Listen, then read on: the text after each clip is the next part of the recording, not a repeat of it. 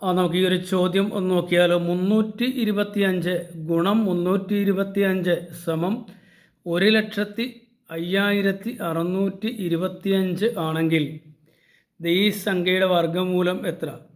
ഈ സംഖ്യയുടെ വർഗ്ഗമൂലം കണ്ടുപിടിക്കണം, ഇതിൻ്റെത് കണ്ടുപിടിക്കണം, ഇതിൻ്റെത് കണ്ടുപിടിക്കണം. നിങ്ങളൊന്ന് ആലോചിക്കുക. 325 ഇൻറ്റു 325 എന്ന് പറയുന്നത് 325 സ്ക്വയർ അല്ലേ? അതായത് 325 സ്ക്വയറാണ് ഈ തന്നിരിക്കുന്ന നമ്പർ.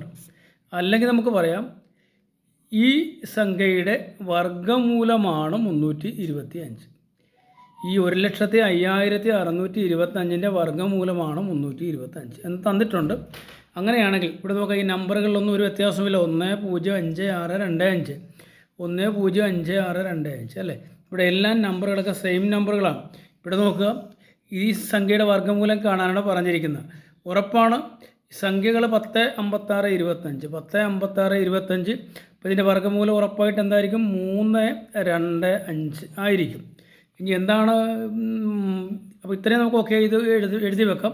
ഇനി ഇവിടെ നോക്കുക, വർഗ്ഗമൂലത്തിൽ ഉണ്ട് ഇവിടെ നോക്കേണ്ടത് പോയിൻ്റ് കഴിഞ്ഞ് 2 നമ്പർ വരുന്നുണ്ട്.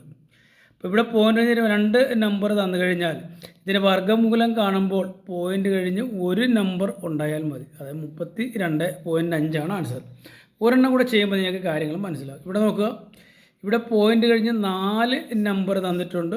അപ്പോൾ ഉത്തരത്തിൽ ഇതിൻ്റെ പകുതി മതി. 4ൻ്റെ പകുതി 2, അതായത് 3.25 ആണ് ആൻസർ.